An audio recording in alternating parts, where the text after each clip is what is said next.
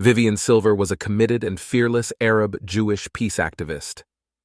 A woman of infinite, deep, ongoing compassion, humanity, and dedication to Arab-Jewish partnership and peace, said Israeli writer Anat Saragusti about Silver.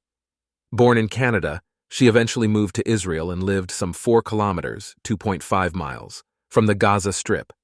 Silver was the longtime director of the Arab-Jewish Center for Empowerment, Equality, and Cooperation, which organized projects between communities from Israel, Gaza, and the West Bank. In 2014, immediately after the last major war between Israel and Hamas, she helped create Women Wage Peace, which promotes peace-building actions among women from all communities and across the political spectrum.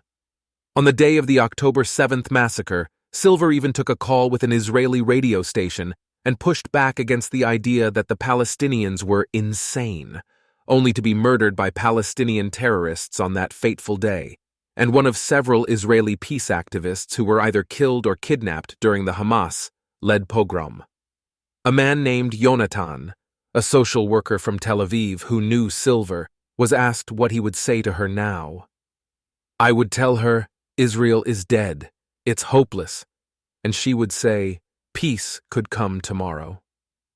Silver is one of the countless Israelis who, despite the Jewish state's 75-year turbulent roller coaster ride, embody a sense of real, grounded hope that is hard to come by in other countries. From a variety of Hebrew sayings to Israeli pop culture, hope, even in our darkest moments, still flickers somewhere in the distance. "We got through Pharaoh," they say in Hebrew. "We'll get through this too." It is a sentiment perhaps best described by Israeli musician and actress Gali Atari's instant classic 1979 song, translated from Hebrew, "I don't have another country. I have no other country," the words go.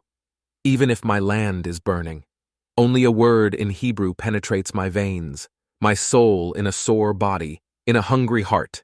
Here is my home."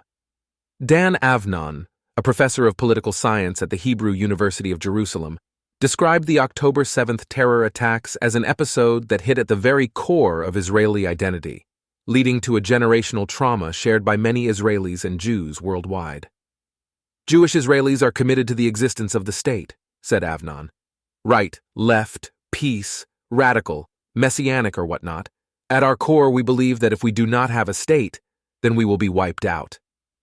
For those more cynical in the crowd, there is also the Hebrew saying, "It's crap, but it's our crap," a testament to the thousands of years during which Jews were visitors in other people's countries and had no control of these other countries' crap. No real say in the matter. No genuine invitation to attempt to solve or improve it, yet often to blame for it. Hence why, when Israelis are faced with the prospect of leaving Israel for the so-called greener grass, many elect to stay in Israel because they would rather be in control of our own crap, that is war and terrorism, high cost of living, relatively low salaries, lack of natural resources, a small amount of land for a swelling populace, than be a guest to someone else's. Many Israelis also use Israeli humor to deal with desperate situations. At the beginning of this Israel-Hamas war, a father sent a text message to his son, a famous Israeli comedian, asking how he is holding up. His son responded saying, "I'm okay, Dad, broken and worrying like everyone else. Your grandchildren are doing pretty well, making a lot of toast that I end up eating. Do you still have the old toaster? The one that presses on the toast?" His father wrote him back, "My sweet Udi, I wanted to tell you that you shouldn't worry too much. When I was 6 years old, the Sinai War broke out. When I was 17 years old, the Six-Day War broke out.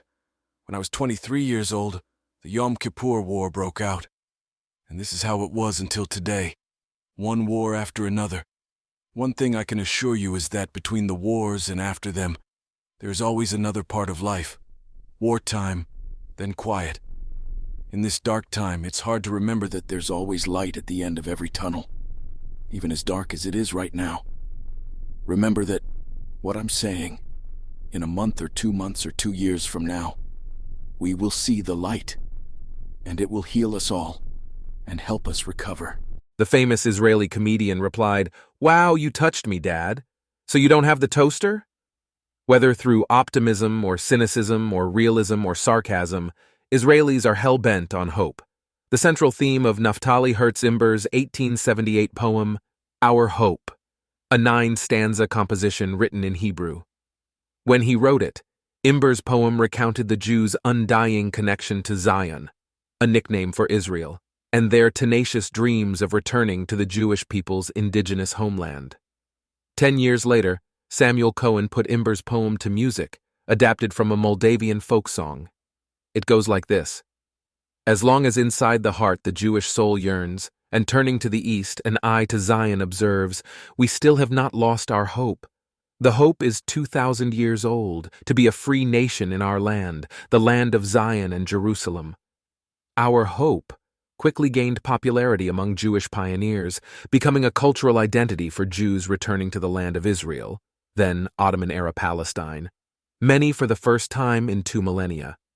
Even though the Romans conquered Judea and Jerusalem and destroyed the Jewish Second Temple in 70 CE, Jews maintained a minority presence in the region.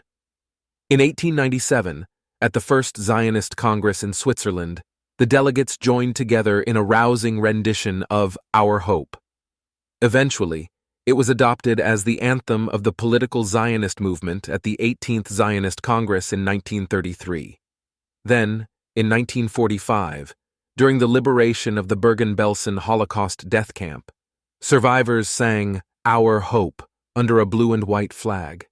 A voice promptly cried out, Am Yisrael Hai, Hebrew for, the Jewish people live. After the State of Israel's establishment in 1948, the government did not formally designate Our Hope as the national anthem, but it gained de facto status and was routinely featured at official events. Finally, in 2004, the Israeli Knesset, parliament, declared Hatikvah, Hebrew for the hope, as Israel's official national anthem.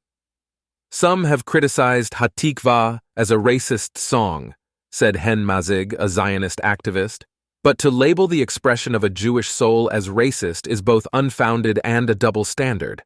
What of the French national anthem La Marseillaise, which includes the lyrics, Let an impure blood water our furrows? Why is it that the Jewish wish for self-determination in our homeland is deemed as inherently racist? Because, once again, anti-Semitism shapeshifts to become what the world views as most abhorrent. It is true that Ha-Tikvah falls short of fully representing Israel's diverse demographics, such as Arab Israelis and other non-Jewish citizens. When I interviewed former Israeli politician Dov Lipman, he told me a story about Arab Israeli members of parliament quietly walking out of the room when the Israeli national anthem plays. Puzzled, Lipman was genuinely curious why they would do such a thing, so he politely asked one of them. I mean no disrespect, but I don't have a Jewish soul, he told Lipman. Other Arab Israeli politicians simply stand silently when the anthem is played at state functions. On the whole, Arab Israelis are not threatened by Israel's Jewish identity, and Israeli Jews are not insulted by their decision to remain silent or remove themselves from an event. Coexistence, not conformity, allows space for both perspectives, said Mazig. Now perhaps more than ever, Ha-Tikvah is a powerful, eternal symbol of Jewish statehood, and achieving such has created the only country in the world where Jews can be whoever and whatever they want to be without the need to explain, apologize, or justify. In dark times such as these, said Mazig, it has never been more crucial to spread tikvah, hope. We must look towards a future of peace, unity, coexistence, and hope. Of course, while being a free people in our land, the land of Zion and Jerusalem,